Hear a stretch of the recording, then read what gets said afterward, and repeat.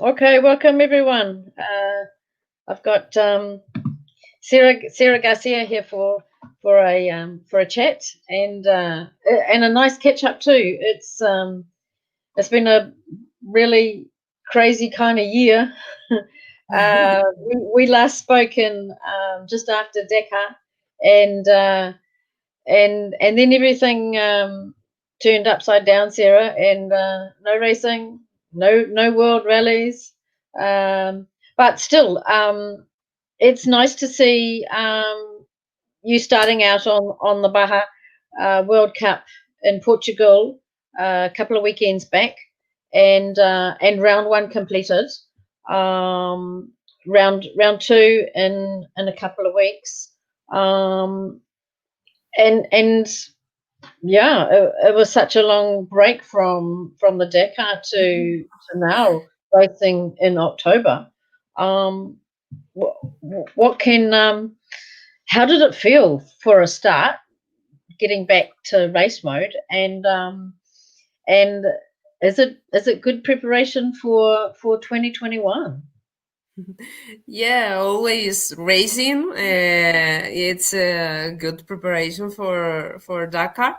Bajas, it's so they are so good because of the speed you have to race there. So for me, it was really difficult in the first stage to find the rhythm because it's so different to race and to in training. But then I feel so good, and I start enjoying again my racing. So it was a perfect first stage for me. But then second stage was really bad because it starts pouring, and I was a mess on mud, so I have to go really slow to not to fall off the bike. And then I lost a lot of time. And then on the third stage, I start feeling better again with my feeling on the terrain. But the other girls were so fast too, so I have a second place on this first round. Awesome, yeah. And when you had that that sudden change in weather and the rain, because that wasn't the same conditions that we had at Dakar. Perhaps Dakar was the temperature rather than what fell from the sky. Do you think that that handling of when it was wet and slippery and muddy, it was a test for you, Sara, that perhaps was a learning curve that helped you? Yeah, I think on Dakar, maybe this year, I don't know, but last year we do a loop on Neon. Two days before, it starts snowing there. So maybe we have a rainy stage. We really don't know. But yeah, I think here in Spain, the summertime is really hard because it's so sunny and high temperatures. I don't have this feeling with the bike on the mud and on the rainy terrain. Also, it was not my terrain because it was Portugal. Here in Baja Aragon, it's Baja Spain. I don't care if it rains, if it snows, because I know very well the terrain. I know know very well how to deal with all the sorts of terrain the Aragon has. So I think I have to change more my training points. If you look at the terrain that you encountered in Saudi Arabia for the Dakar, were there any similarities to Portugal, Sarah, or completely different? And the Yeah. same in Spain. Do you get? Is there anything? It's sand, and you had rock, and those long straights.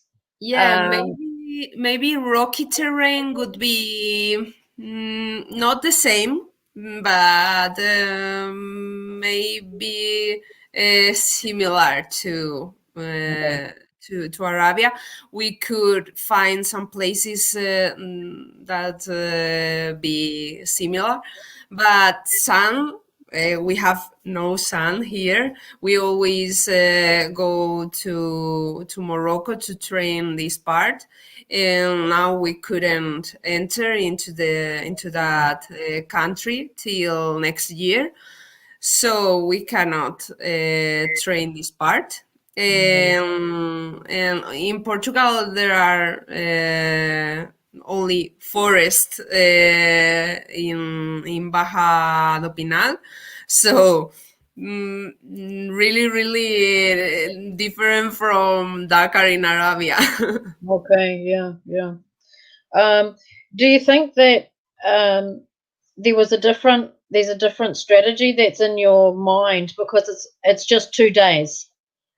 Yeah, for sure. Yeah, way different to Dakar, 2 weeks.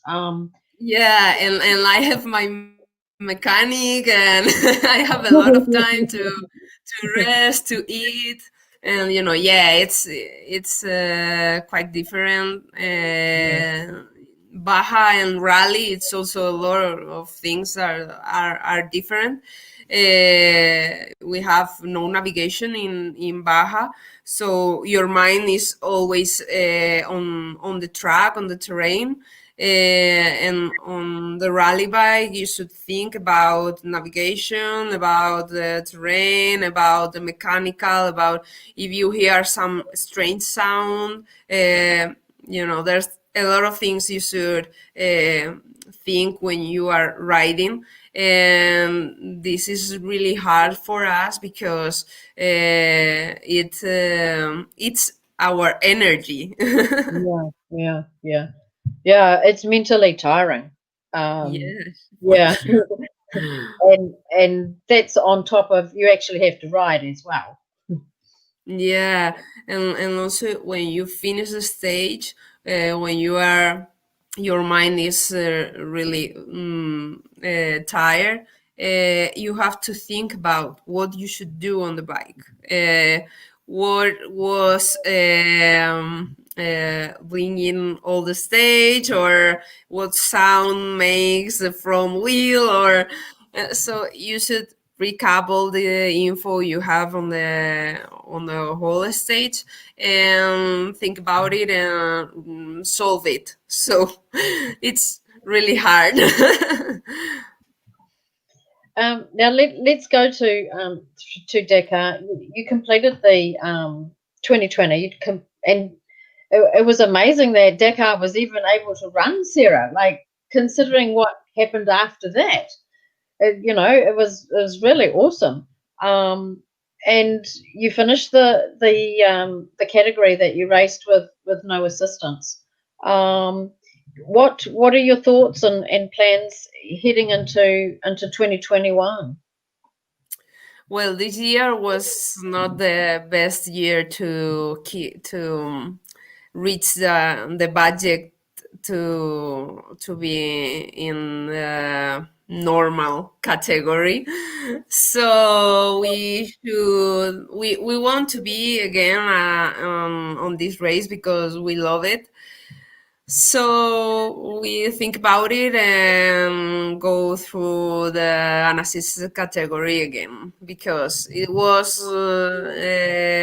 going on Malemoro or watch Dakar at home. So we prefer to be there, and of course, I want to race on with mechanic, but we have not the budget this year, so maybe next year. Yeah, yeah. It will be in a way you won't be going into it blind as perhaps you were at the beginning of this year because you've had enough taste, I suppose, Sarah, of what lies ahead. Is that helpful? Yeah, for sure. The more time it pass, the more info you have, and I think you get smarter with Mm, this time. So we know better the bike, and we also change some tiny things that didn't get so well last year around the kit, the rally kit, because we have the bike you could buy, and then we install a rally kit that it was handmade for us, okay. and it is really difficult to find the best configuration of this kit, because you could try it here in Spain, you could try it in other races, but Dakar, it's Dakar. So in Dakar, a lot of things crashed and fell off the bike, and you didn't know why, because it was working the whole year, but Dakar, it's so stressful for the bike, for the engine, for riders. Mm, So we have to work on it. okay. Just one point. When you got to the stages uh, in 2020, those those dunes, the sand, the like there are so many photos, Sarah, of the cars being towed out. How how yeah how did you manage that? Well, we were so lucky because it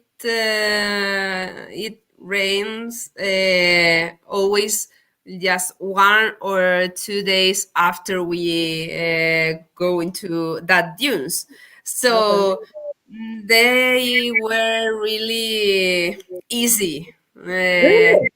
Yeah, in Peru, they were horrible because they were so soft. Yeah. Uh, but here in Arabia, they are big, but they are kind of uh, stony, like Oh. hello, your life. So I have to bring him to Dakar.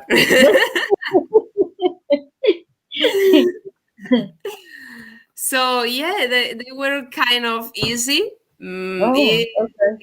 It's really tough because dunes are not my terrain. I'm I usually ride on rocky terrain, Yeah. so it's difficult to me, but they were not as tricky as Peruvian ones. Wow. Okay. And the speed on those planes is is a bit crazy. Um, do you think do you when because you know that you don't have any assistance when you get back to the bivouac, do you keep a cap on the speed, Sarah? Like how do you regulate it? Well, I'm not really quickly because when I have fell off my bike on Mersuga Rally, I changed my mind and I now I'm really scary about being so quickly on the bike. Uh, Okay. so for me, that it's a good point for being in that category, because you Mm, have to to listen to the bike and to keep it smooth and ride smoothly to nothing get stroke or get worse. So it's really hard for us because you have to think also on riding or navigation and then on mechanical things. yeah, And also yeah. we carry a lot of tools, a lot of spare parts, and this year we have to use them all days. So it was really hard because you start to get your rhythm and to overtake some riders, and then you have to stop because something is blinking or is noisy, or and you have to stop and see what's going on the bike, and then Yeah, all of these riders you have overtake yeah. then overtook you again, and it's like, oh no. And there was a lot of that this year, so sometimes it was a little bit dangerous. But if you want to overtake some rider, you have to take this risk. Yeah, okay, okay. And do you think the mental preparation, do you think that because you've already achieved that goal of finishing, um, will you do you think that you have changed in any way, Sarah, on how you approach going into a race, even just the 2 day at Baja? Is there changes? Yeah, I think so because I came from 2 really hard years, a Mm, lot of injuries, and results didn't came. And this finish, it was like a gold medal for me. It was like, hey, Kara, you could do it, and you have done it good. mm, yeah, So I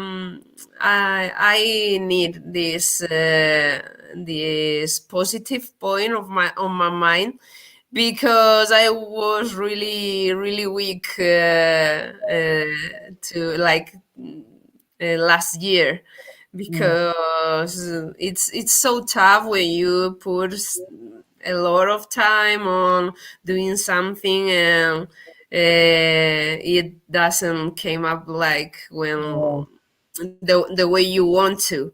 So yeah. I need this finish line.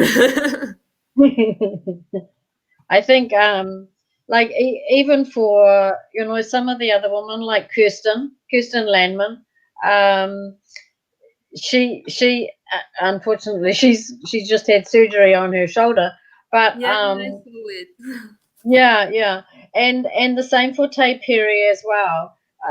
It's that sense of you did accomplish something that was incredibly hard. That there's that little question mark in your head. I know I can do this, but how? And it comes down to real self belief. And then you can pat yourself on the back, Sarah. Um, and say, I did do it, and I did cross that finish line. What was the reception like, Sarah, when you got back home? Was there a following? Are you congratulated, I suppose, for not just within the motorsport community, but is it recognized within the public as well? Yeah, it was amazing when Wow. when you were there, you didn't realize what is going on Yeah. because you have no time to look for the social media or just Mm. to the phone. I just send a message to my mom and my family. Hey there, I'm okay. I'm on the be back. And there's the only moment I see the cell phone. So when we came to Spain, all our friends and family were in the airport and it was amazing. And a lot of people that we didn't know was like, "Hey, congratulations!" It's like, "Oh, thank you." I don't know who you are. Okay. And then in Zamora, in my hometown, they made me a reception, and I was really shocked because it was a lot of people there. It was a freezing day, Sunday, in the morning, and I thought about. I won't go out of bed to go to see this girl. So there will be nobody, and then I go to the street, and it's like, wow, it's plenty of people. It's amazing. People really felt the race, they race, Yeah. so we have um, seen all the days you pushing you all the day, and it was like, oh, thank you. I have no idea how to deal with it because that's not a normal thing in Yeah. my sport, and usually we don't have mm, a lot of people around us. So Yeah. Yeah. we are not football players, so we Yeah. have not a lot of people around. But this was really, really amazing. Mm.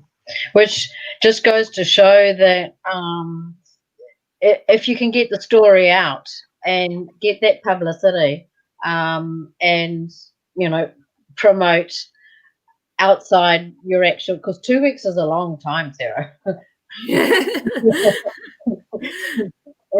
It's a really long time. And I think there in Dakar we have 2 weeks with more hours than 2 weeks here. Yeah, it could be 2 weeks, but it feels like four. For sure. Okay, just to finish up, so we've got round two of Baja coming up, and it's back in Portugal as well, and which leads us to basically into December. Yeah, yeah, um, and and I suppose the schedule and the training is picking up. Would that be correct? Yeah, it's this year is really crazy because Yeah. they have changed a lot of dates, and we really don't know how which races will take place or not, Mm, mm, because the first round was supposed to be one weekend, and then it was the weekend after, and it yeah, was a mess this year. So yeah, uh, yeah. we will face all the races that comes out. Mhm. So I think this second round will be better for me, because it's more quickly. The terrain is similar to Baharagon, Okay. so I think it would be perfect for me. Yeah. But then it's so close to Dakar, and I don't like to race so close to Dakar, because we could a lot of things could pass, Mm. and we have put a lot of money on this race, and we have to be we take care. Yeah, yeah, for sure. Okay.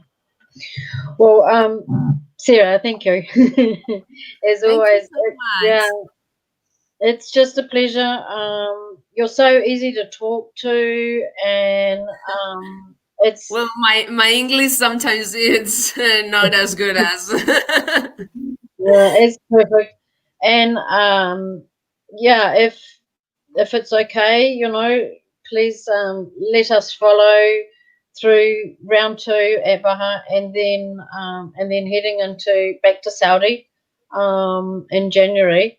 Um, and yeah, let's hope 2021 brings some more positive vibes coming to the Hope motorsport world. so. And I'll update everybody from round two, and also to Sarah's preparation for Dakar next year. So yeah, many thanks. Gracias, muchas gracias. De nada, gracias a ti. Oh, Thank you so much. You've done okay. a perfect job Oh, making thank us you. visible.